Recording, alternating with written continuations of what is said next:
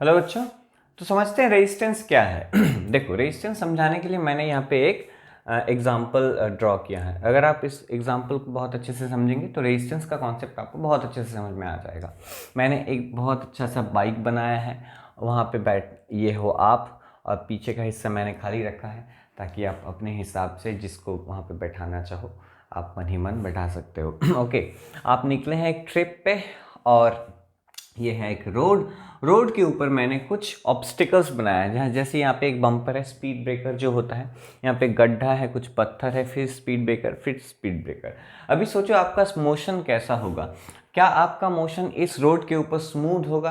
बिल्कुल नहीं, क्योंकि जैसे ही आप ये देखोगे आपको ब्रेक लगाना है, आपका स्पीड घटेगा, फिर आप इसको क्रॉस करोगे, फिर आपका स्पीड बढ़ेगा, फिर जो ऑब्स्टिकल आएगा फिर आपका स्पीड घटेगा, यहाँ पे फिर घटेगा, यहाँ पे फिर घटेगा। तो आपका स्पीड जो होगा, वो आपका जो मोशन होगा वो स्मूथ नहीं होगा, रुक रुक के होगा। पहले स्पीड बढ़ेगा फिर घटेगा। तो इसी चीज़ को हम बोल सकते हैं कि ऑब्स्टिकल्स और ऑपोजिशन टू मोशन, इसी को एक्चुअली हम रेजिस्टेंस बोलते हैं। जैसे रेजिस्टेंस वर्ड से हमको मालूम पड़ता है कि रेजिस्टेंस वर्ड का मतलब क्या है, बाधा है। ठीक वही चीज़ को मैंने यहाँ पे ड्रॉ किया है। अभी यहाँ पे आ जाओ। जब इलेक्ट्रॉन एक कंडक्टर के अंदर मूव करती है, हमको करंट, हम जब करंट देखने को मिलता है, करंट यानी मूवमेंट ऑफ इलेक्ट्रॉन्स, तो क्या होता है, करंट इलेक्ट्रॉन जब मूव करती है, ये सारा एटम है कंडक्टर के अंदर, तो वो दूसरे एटम से क्या होता है, उसका कॉलिशन होता है, और इससे क्या होता है, उसका स्पीड ज़ीरो हो जाता है। क्योंकि हालांकि यहाँ पे एक बैटरी लगाया हुआ है, जबकि बैटरी लगाया हुआ है तो इलेक्ट्रिकल फोर्स यहाँ पे हमेशा होता है, इलेक्ट्रिकल फोर्स। वो इलेक्ट्रिकल फोर्स उसको फिर से पुश और पुल के द्वारा फिर से उसका मोशन बढ़ता है। जैसे ही उसका मोशन बढ़ता है, फिर से सामने कोई एटम आता है, उसका कॉलिशन होता है उससे, उसका स्पीड ज़ीरो हो जाता है। फिर इलेक्ट्रिकल फोर्स उसको चलाती है, फिर उसका स्पीड बढ़ता है, फिर सामने कोई एटम आता है, फिर धक्का लगता है, फिर उसका स्पीड ज़ीरो हो जाता है। ऐसा बार बार होता है।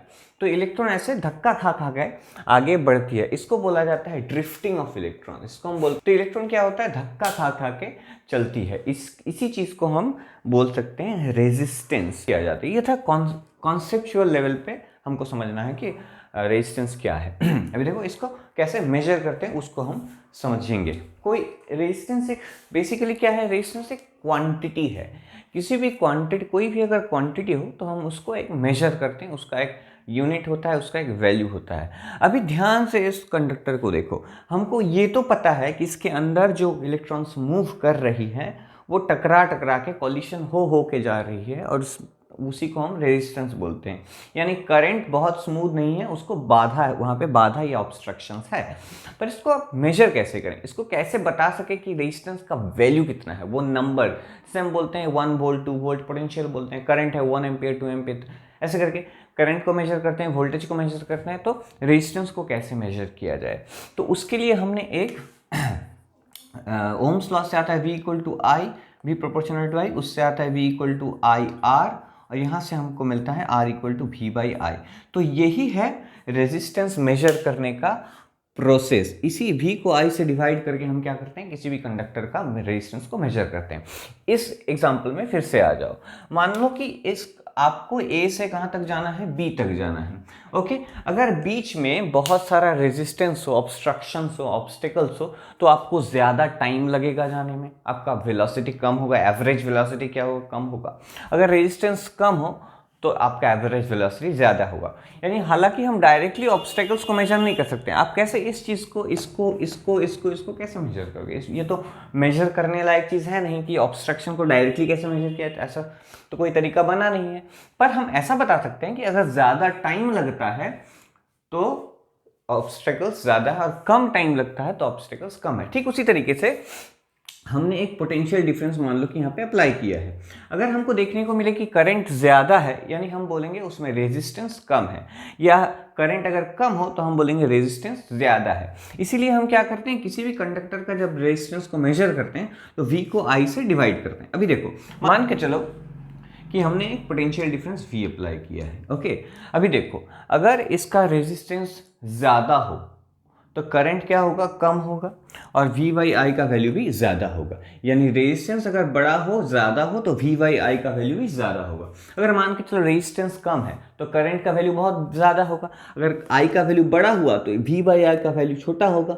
यानी रेजिस्टेंस जितना कम होगा V बाई आई का वैल्यू भी छोटा होगा, रेजिस्टेंस जितना बड़ा होगा V बाई आई का वैल्यू भी उतना ही बड़ा आएगा। यानी V बाई आई का जो वैल्यू है उसको अगर हम कैलकुलेट करें और देखें कि इसका वैल्यू ज़्यादा आ रहा है तो हम ये बता सकते हैं कि इसमें रेजिस्टेंस ज़्यादा है, और V बाई आई का वैल्यू अगर कम हो तो हम बोलेंगे कि इसमें रेजिस्टेंस कम है। फॉर एग्जाम्पल मान के चलो कहीं पे हमने 10 वोल्ट्स पोटेंशियल डिफरेंस अप्लाई किया है, कोई एक कंडक्टर है, उसमें हमको करंट देखने को मिला है 5 एम्पियर।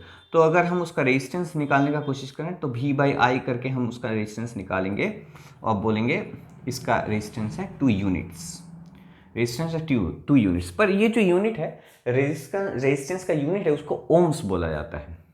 इसको हम बोलते हैं ओम्स, इसको हम बोलते हैं ओम्स। क्यों ऐसा बोला जाता है? क्योंकि ओम्स लॉ से रेजिस्टेंस का जो R equal to V by I जो निकल के आया है हमारा, ये जो निकल के आया है ना, ये किससे निकल के आया है? ओम्स लॉ से निकल के आया है। तो ओम जो साइंटिस्ट हैं, इन ऑनर ऑफ फेम, उनको उनके सम्मान में हमने उसको रेजिस्टेंस का यूनिट को हमने क्या बनाया है? ओम बनाया है। तो किसी भी कंडक्टर का अगर हम रेजिस्टेंस निकालना चाहें तो सिंपली हमको एक काम करना है, पोटेंशियल डिफरेंस को I से डिवाइड करना है। मान ली कंडक्टर 10 वोल्ट लगाया, 5 एम्पियर मिला, 10 बाई 5 इक्वल टू 2 ओम, हम बोलेंगे इसका रेजिस्टेंस है 2 ओम। यही से हम क्या कर सकते हैं? 1 ओम का डेफिनेशन निकाल सकते हैं कि 1 ओम रेजिस्टेंस क्या है और उसको डिफाइन कर सकते हैं 1 ओम। चलो करते हैं।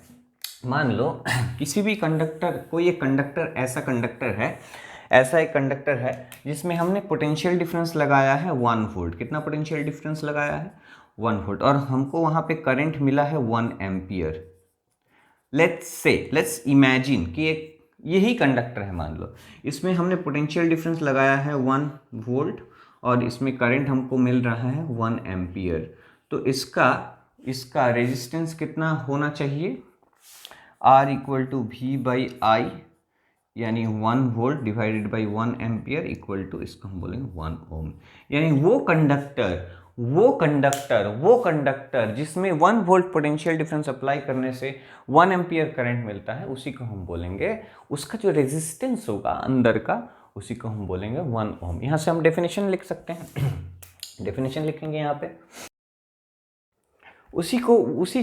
इसी चीज़ को मैंने यहाँ पे डेफिनेशन में लिखा है कि एक ऐसा conductor, the resistance of a conductor is said to be 1 ohm, the resistance of a conductor is said to be 1 ohm in which current is 1 ampere when potential difference is 1 volt. जिसमें 1 volt potential difference apply करने से 1 ampere current मिलता है जिस conductor में, उस conductor का resistance को हम 1 ओम बोलते हैं। आपको 1 ohm is equal to 1 volt divide by 1 ampere. कितना आसान है।